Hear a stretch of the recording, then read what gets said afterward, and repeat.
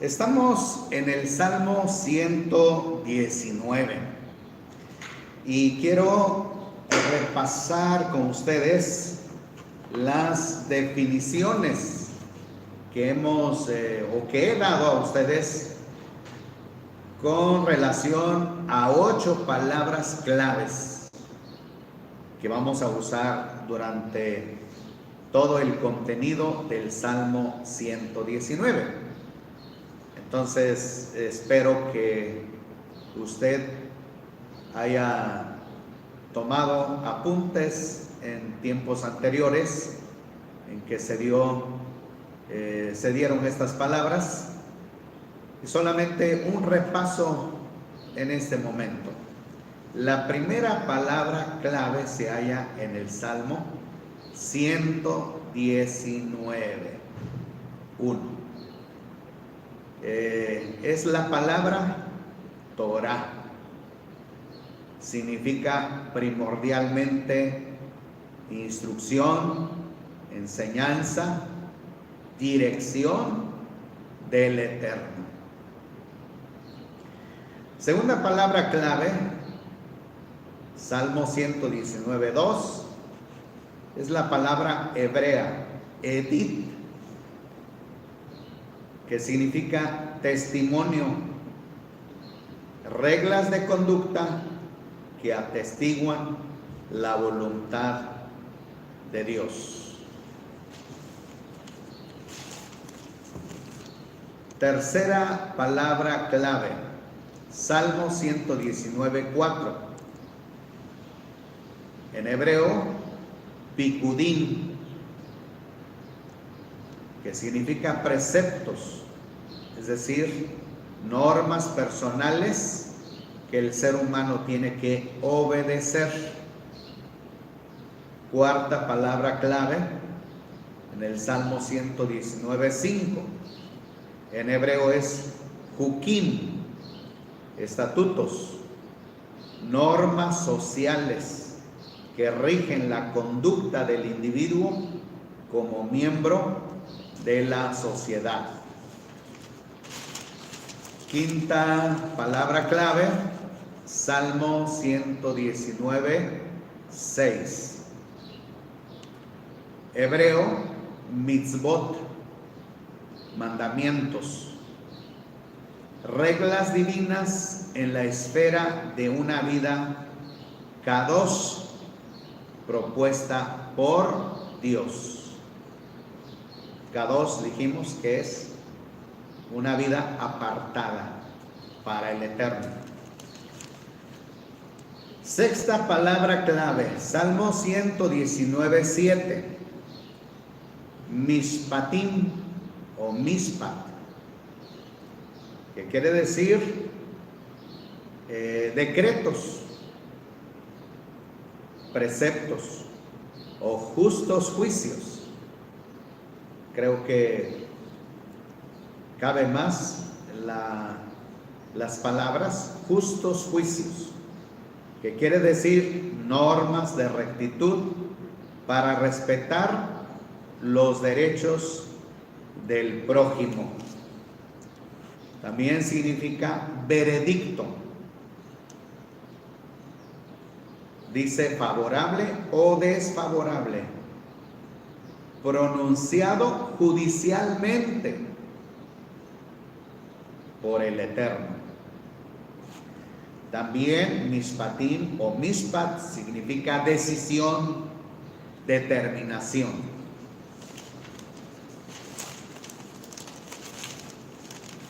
Séptima palabra, Salmo 119, 9.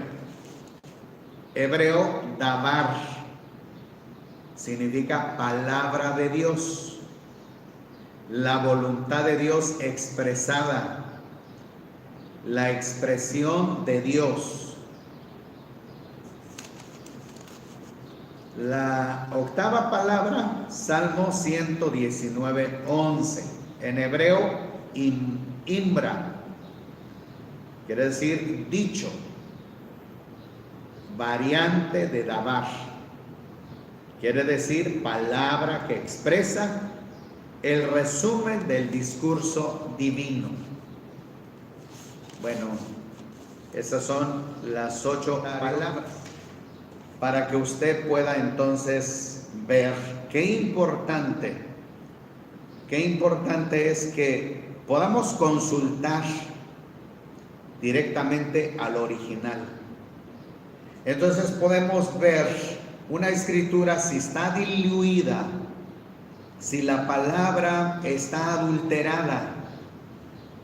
Es la palabra original en hebreo que nos va a ayudar a mantener la naturalidad de una escritura. Vayamos pues ahora a nuestro tema. Estamos en el Salmo 119 y vamos a iniciar con el versículo 49. Bueno, dice el versículo 49, pues acuérdate de la palabra dada a tu siervo, en el cual me has hecho esperar ansiosamente. Acuérdate de la palabra dada a tu siervo, en la cual me has hecho esperar ansiosamente. El que habla aquí, hemos dicho que es David, el elegido del Eterno, el que llegó a ser el rey de Israel. Está usando una expresión, está haciendo saber al Eterno que necesita él toda la voluntad del Todopoderoso. Necesita él saber que lo que él va a decidir, lo que él va a llevar a cabo, sea acorde al pensamiento del Eterno. Y que él, a pesar de ser humano, a pesar de su lucha con la naturaleza humana, él desea caminar acorde a la voluntad del Eterno. Entonces le dice, acuérdate. Hemos comentado la vez pasada, o les comenté la vez pasada diciéndoles, el Eterno es omnisciente, todopoderoso, omnipresente, que no necesita de la información humana. Él dice las cosas que habrán de suceder en el futuro. No consulta a nadie, no pide la información al ser humano para ver qué se puede hacer, qué no se puede hacer. Él determina las cosas. Él dice lo que va a suceder. Todos los acontecimientos que van a llegar en su tiempo. Él se adelanta a aclarar los hechos del futuro. Pero qué importante es que el ser humano también se acuerde del Eterno. Al decir acuérdate, es porque el personaje está pensando el día que fue llamado, el día que fue convocado, el día que Samuel lo llamó para ungirlo. Entonces, él dice, esa palabra que me dio el Eterno a través de Samuel es una palabra poderosa. Es una palabra que me fortalece, es una palabra que me va a ayudar y me ayuda. Toda palabra que sale de la boca de Dios es buena, es poderosa. Toda palabra que sale de los labios del Todopoderoso es eterna. Esa palabra no se modifica. Puede haber variación en el pensamiento, en la voluntad del ser humano, pero en el pensamiento del Todopoderoso no. Así que le dice David al Eterno: acuérdate de tu expresión que me diste, en la cual me has hecho esperar ansiosamente. Han pasado los tiempos, han transcurrido los años, y el rey quería cumplir ciertos aspectos de la vida que él se propuso mediante la voluntad del Todopoderoso. Y podemos nosotros averiguar este caso, por decir, a qué se refiere, qué es lo que trata de darnos a entender aquí. Y se halla en segundo libro de Samuel, capítulo 7. En el segundo libro de Samuel, capítulo 7,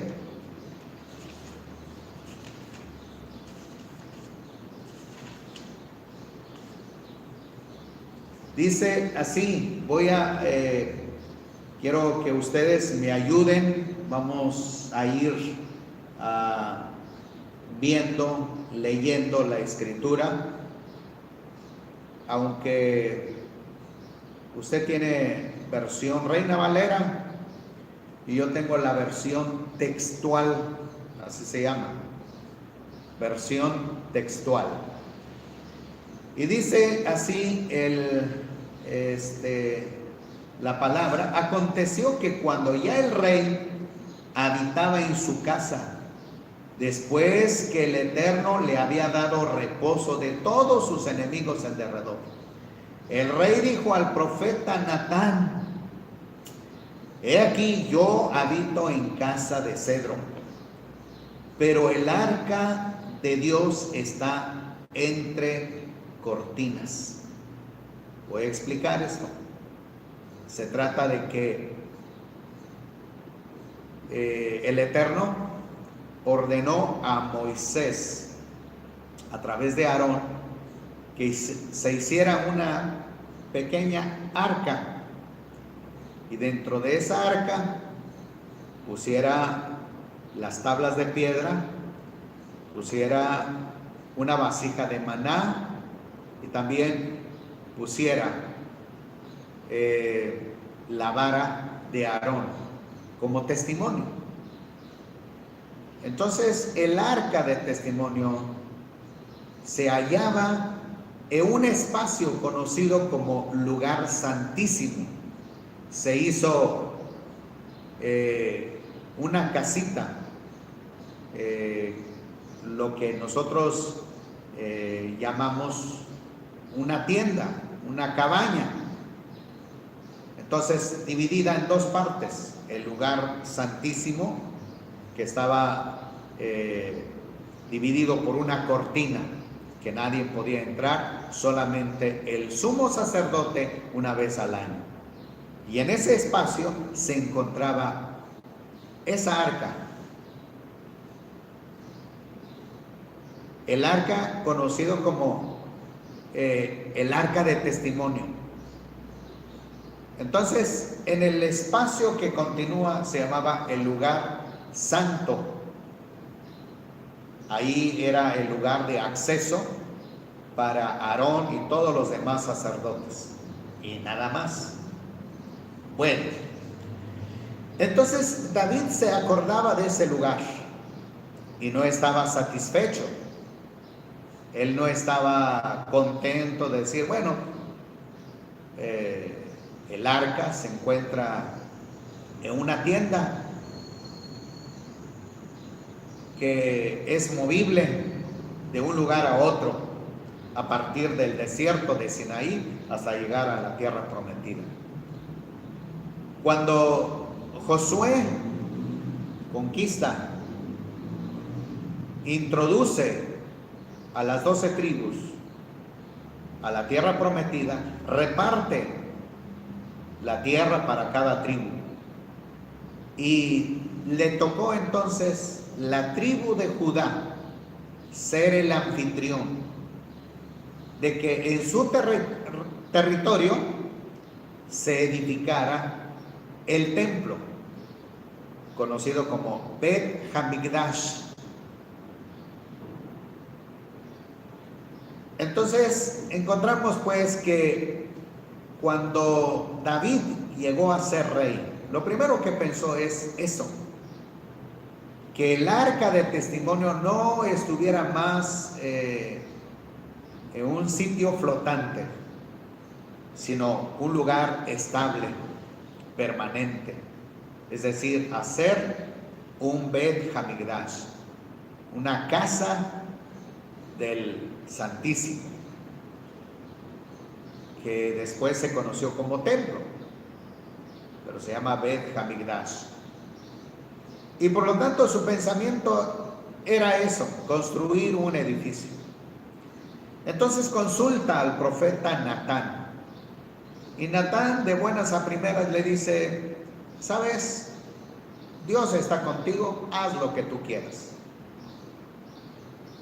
El Eterno te favorece. Pero aconteció que esa misma noche llegó palabra del Eterno a Natán diciendo, es decir, el Eterno habló a Natán: no des una profecía a la ligera. No está bien que tú hayas dicho a David que él construya el edificio. No. Y esto es muy importante que nosotros conozcamos, que sepamos cuándo es una profecía que viene del Eterno y cuándo es una profecía que brota del pensamiento, de la imaginación de un profeta y no es del Eterno. Eso tenemos que aprenderlo también hoy en día. Ahora pues, le dice: ve y di a mi siervo David, así dice el Eterno, tú me edificarás casa en que yo habité. ¿Te estás proponiendo eso, construir una casa? Porque no he habitado en casa alguna desde el día en que hice subir a los hijos de Israel de Egipto hasta hoy, sino que estuve en tienda, es decir, en una casa frágil, movible, donde quiera que he estado yendo con todos los hijos de Israel. ¿Acaso he hablado palabra con alguna de las tribus de Israel, a quien haya mandado aceptar a mi pueblo Israel, para decirles: ¿por qué no me edificáis una casa de cedro? Ahora pues, así dirás a mi siervo David, así dice el Eterno Sebaot: yo te tomé del redil de seguir tras el rebaño para que fueras caudillo sobre mi pueblo, sobre Israel. Y he estado contigo en todo cuanto has andado, y he cortado de tu presencia a todos tus enemigos, y te haré un gran nombre, como el nombre de los grandes de la tierra. Asimismo he dispuesto un lugar para mi pueblo, para Israel, y lo he plantado para que habite en él, y no sea más removido, ni los hijos de iniquidad continúen oprimiéndolo como al principio. Como desde el día en que puse jueces sobre mi pueblo Israel, y te haré descanso, te daré descanso de todos tus enemigos. Además, el Eterno te hace saber que el Eterno te edificará casa. En lugar de que tú edifiques, el Eterno te va a edificar casa. Bueno, Esta palabra es figurativa, porque no quiere decir que el Eterno propiamente haya ordenado a Natán diciéndole: Natán, elige a todos los siervos de Israel y que construyan una mansión a David. No, no se trata de eso. Se trata de su descendencia. La palabra hebrea que marca precisamente la familia, se dice casa de Israel, Beit Israel. Entonces se refiere la familia, la descendencia, una descendencia estable, permanente, ante la presencia del Eterno. A eso se refiere cuando dice: te edificará casa. Cuando tus días sean cumplidos y duermas con tus padres, entonces levantaré a tu descendiente después de ti, el cual saldrá de tus entrañas, y afirmaré su reino. Observa que no es un edificio material, sino descendencia familiar. Y dice: él edificará casa a mi nombre, y yo afirmaré el trono de su reino para siempre. En este caso, primeramente, la edificación del Bet Hamikdash quedaría en nombre de Salomón, o bajo la responsabilidad de Salomón. Dice: yo le seré por padre y él me será por hijo. Cuando hagan mal, lo corregiré con vara de hombres y con azotes de hijos de hombre. Pero mi misericordia no se apartará de él, como la aparté de Saúl, a quien quité de delante de ti. Tu casa y tu reino permanecerán para siempre ante ti, y tu trono, será estable eternamente. Así que dos cosas: la casa y el reino.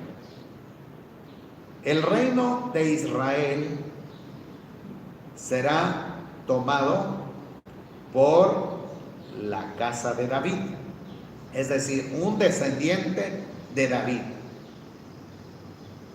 Ahora, al pensar David todo esto, al recordar esta historia, se acerca al Eterno, y esa es la petición que le hace con el versículo 49.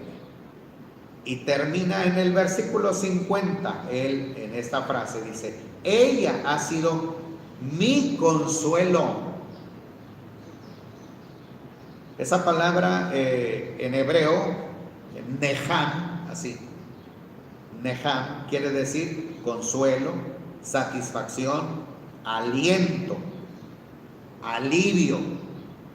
Imagínense, ¿no? Entonces, esta promesa que el Eterno le hizo a David en tiempos antiguos, han venido a ser parte de la vida de este escritor, pensando qué sería de él en el futuro.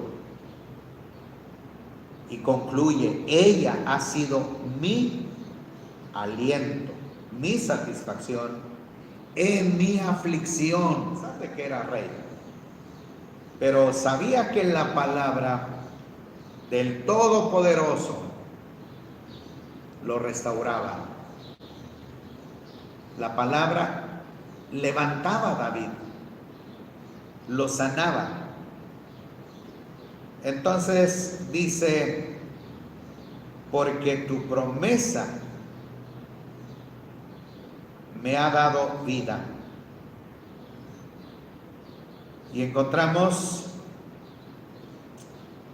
otra vez la palabra ahí escondida, promesa. Al analizar esta palabra hebrea, dice Imbra. Donde usted encuentra la palabra promesa es Imbra. ¿Y qué quiere decir? Dichos. Entonces, porque tus dichos, que es una variante de la palabra dabar, me ha dado vida. Así que la palabra de Dios es sumamente poderosa, amigos, amigas. ¿Cómo podemos nosotros vivir si no tenemos la palabra del Todopoderoso?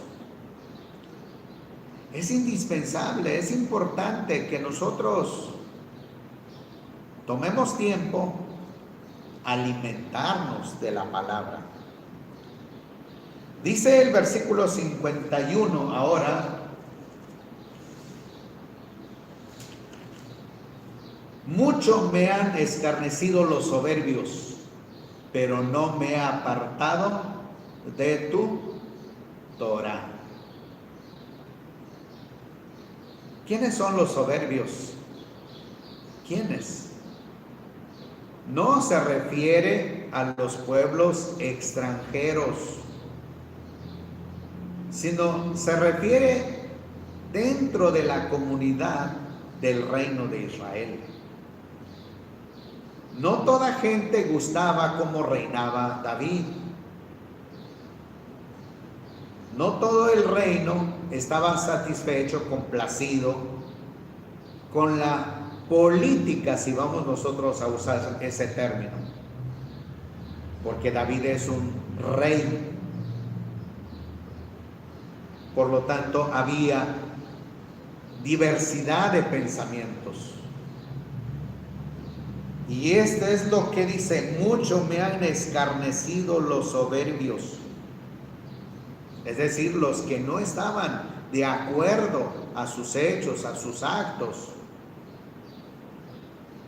Pero no me he apartado de tu Torah. El Eterno había elegido a David y por lo tanto él sabía que solamente la palabra poderosa venía del Todopoderoso y no del hombre. Mucho me han escarnecido, muchos se han burlado de mí, los soberbios, pero no me he apartado de tu instrucción, de la palabra que salió de tu boca. Los escarnecedores sacan la palabra de sus labios.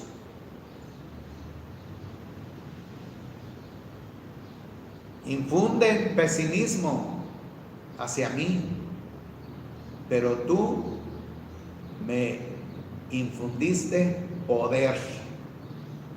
Eso es. El versículo 52 ahora dice: recordando tus antiguos mandamientos, oh Eterno, quedé consolado. Recordando tus antiguos mandamientos. Bueno, en hebreo es mispateja, mispat, es decir, justos juicios. ¿Quién determina las cosas? ¿Quién puede determinar lo que somos, lo que hacemos? Y cuando estamos nosotros haciendo algo bueno, no esperemos los elogios del ser humano. Esperemos el elogio del Eterno, porque Él es el que decide el juicio final, el veredicto final. Él es el que determina nuestras acciones, nuestros hechos. ¿Son buenos o son malos? Pero aquí lo importante es recordar los juicios de Él. Y tenemos que remontarnos al monte Sinaí, donde se les entrega a los hijos de Israel la Torá, la instrucción, la enseñanza, como hemos repetido una y otra vez acerca de las 8 palabras claves. Ahí encontramos esas 8 palabras claves. Algunas palabras son para responsabilizarnos de una manera personal. Algunas palabras, enseñanzas son para responsabilizarnos que somos partes de una sociedad, cómo debemos de comportarnos en la sociedad, cómo debemos de tratar a nuestros semejantes. Así es como él entonces dice, recordando tus antiguos juicios, mandamientos, oh Eterno, quedé consolado. Cuando el Eterno introdujo sus mandamientos en el monte Sinaí, les dice, yo soy el Eterno tu Elohim, que te saqué de la tierra de Egipto, de casa de servidumbre.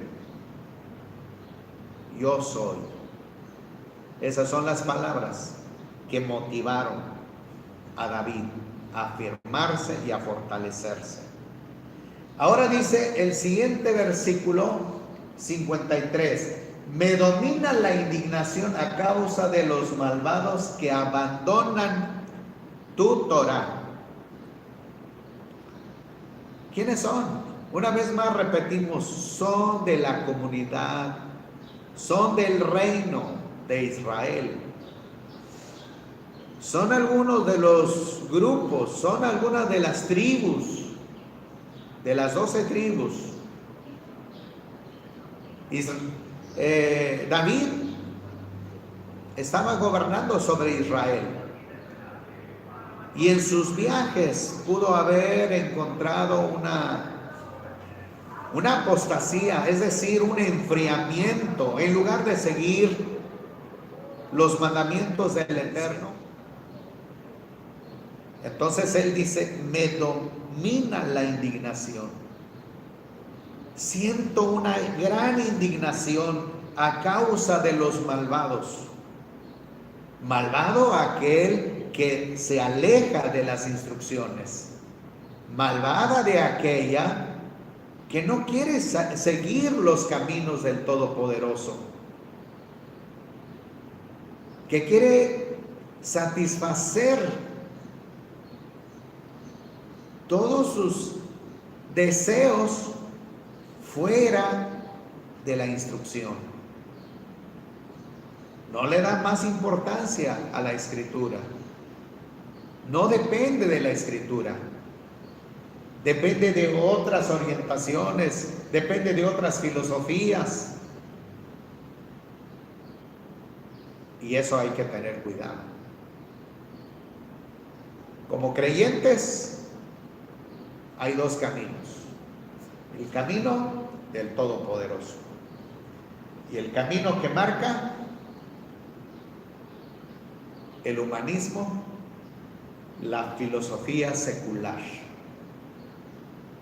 Cuidado. Dice que abandonan tu Torah, se alejan, se olvidan. El versículo 54 dice, tus estatutos han venido a ser mis salmos en la morada de mi peregrinación. Tus estatutos, es decir, como vimos, Jukim es la palabra entonces que se conoce como estatutos, y vamos a ver qué significa. Normas sociales que rigen la conducta del individuo como miembro de la sociedad. Entonces, aquí podemos aplicar, pues, como un miembro de la sociedad, David se sentía bien. No había ofendido a nadie, final de cuentas. Después de que reparó el daño que había ofendido tanto al Eterno, ahora vuelve a caminar con pasos precisos, seguros, ante el Eterno. Y él dice que los estatutos del Eterno llegaron a ser su salmo.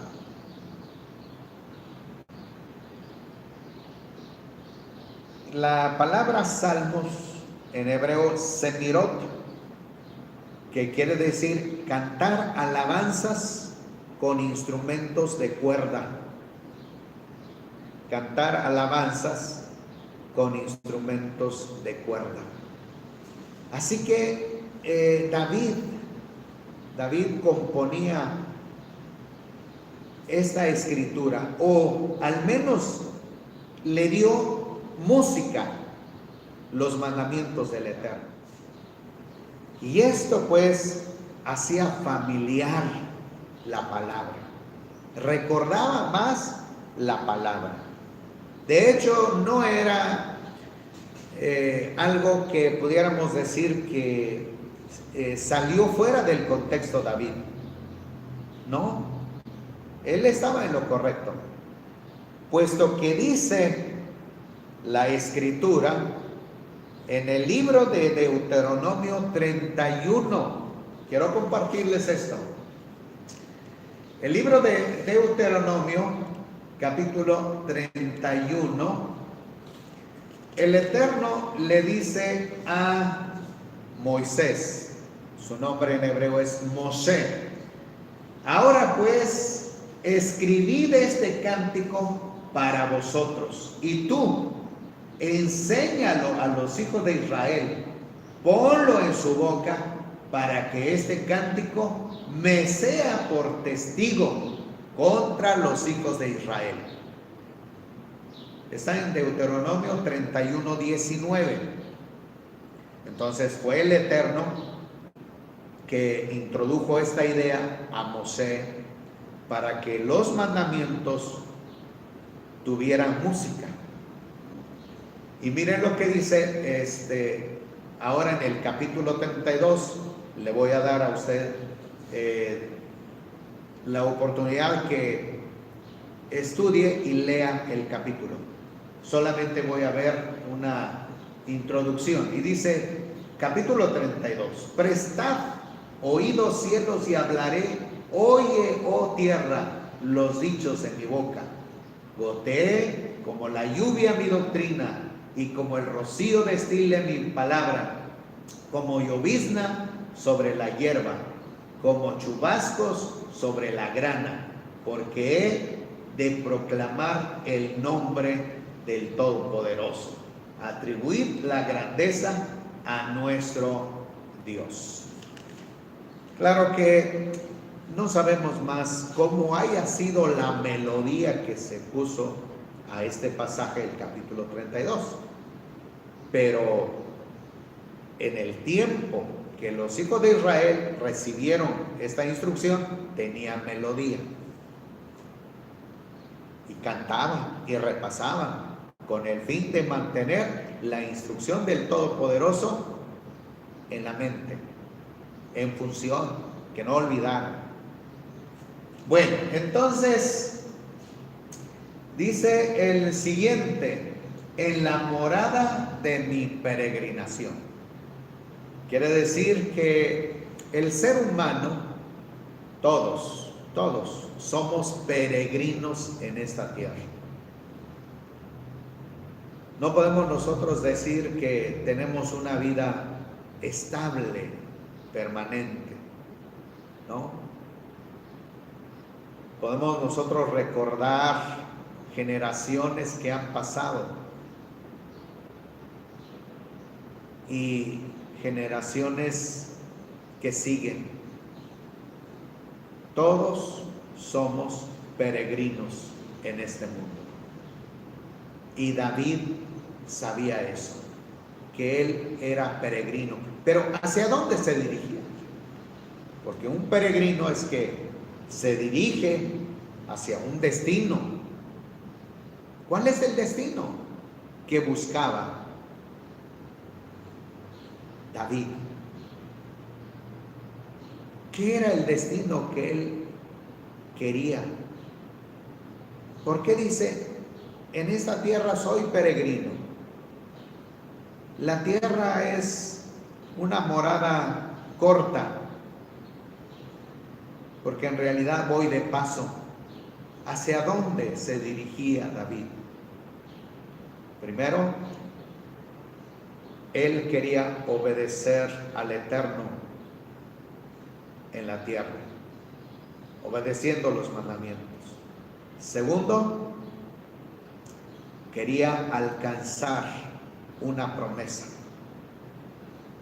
Esa promesa está registrada en Hebreos capítulo 11, 13 al 14. Es una promesa emocionante que no fue solamente de David, sino de muchos hombres y mujeres que también practicaron la obediencia.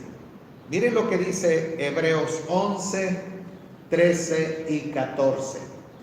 Conforme a la fe murieron todos estos, no habiendo recibido las promesas, sino mirándolas de lejos, las creyeron y las saludaron, confesando así que eran extranjeros y peregrinos en la tierra.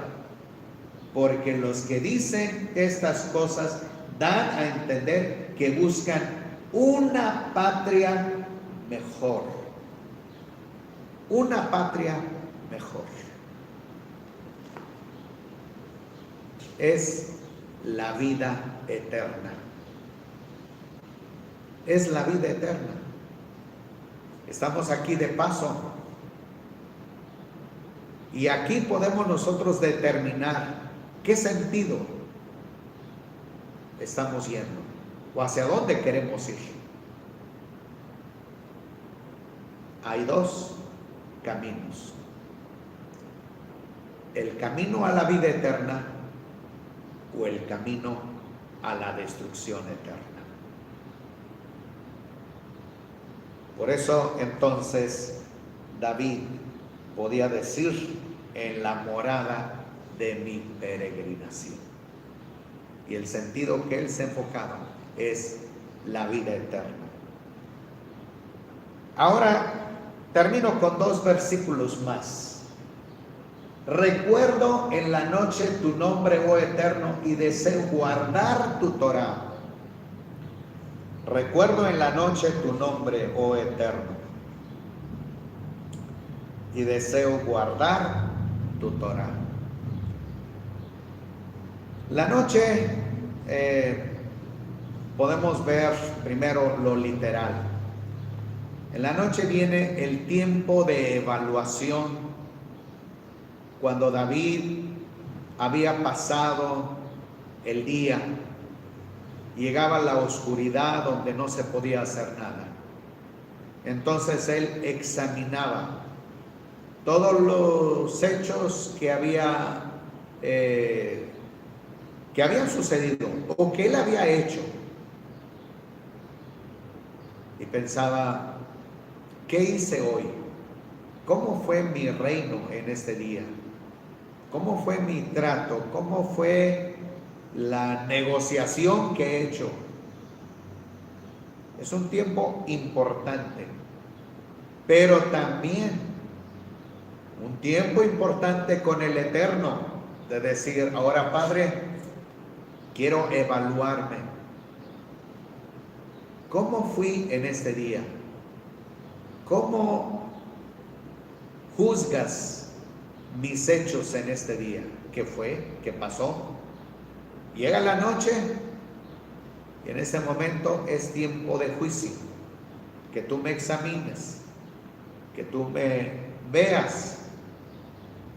Y por eso entonces dice, recuerdo en la noche tu nombre, oh Eterno, y deseo, ¿qué dice? Guardar tu instrucción. En este momento empiezo a tomar fuerza, porque eso es. Llega la noche, entonces el Eterno nos da el descanso, nos da el sueño. El sueño es una terapia que necesita nuestro cuerpo. Nuestros músculos necesitan recuperación de energías, todo nuestro cuerpo. Si eso, como hombres biológicos, mujeres, que necesitamos el descanso, fortalecer nuestro cuerpo físico, también es importante la meditación en la noche, el recuperar nuestra conexión con el Todopoderoso, el llegar al Eterno en la noche para que Él nos examine y podamos dormir tranquilamente.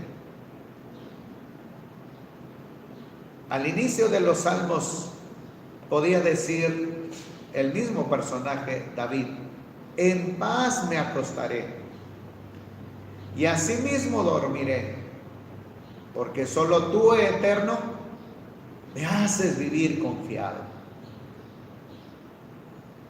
Qué hermoso es dormir en paz, con nuestra conciencia tranquila, con nuestra mente en el Eterno. Y Él nos dará entonces de su presencia, de su fortaleza. Y dice esto me ha sucedido porque he guardado tus preceptos. Las ganas, el entusiasmo que sentía David es algo que decimos por inercia. Ya no era dificultad para David tener comunión con el Eterno. No había dificultad, no había estorbo, no había nada. Alguien pueda pensar, es un hecho de fanatismo en el acto de David. No. Todos nosotros los seres humanos entendemos cuán importante es la educación secular. Se estudia no por fanatismo, sino por necesidad. Estudiamos por necesidad. Nuestros padres nos inculcaron la educación secular, no por fanatismo, sino por una necesidad de ella, del tiempo, del futuro. Asimismo debe ser la Escritura. El creyente que se familiariza con la palabra no es un fanático.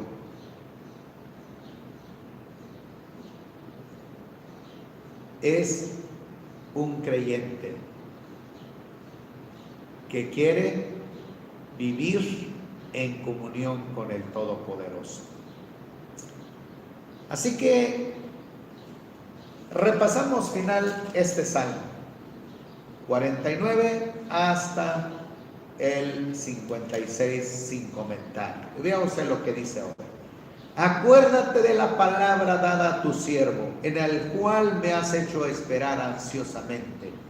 Ella ha sido mi consuelo en mi aflicción, porque tu promesa me ha dado vida.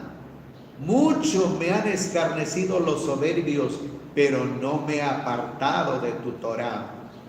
Recordando tus antiguos mandamientos, oh Eterno, quedé consolado. Me domina la indignación a causa de los malvados que abandonan tu Torá. Tus estatutos han venido a ser mis salmos en la morada de mi peregrinación. Recuerdo en la noche tu nombre, oh Eterno, y deseo guardar tu Torá. Esto me ha sucedido porque he guardado tus preceptos. Amigo, amiga, hermano, hermana, que el Eterno sea con usted.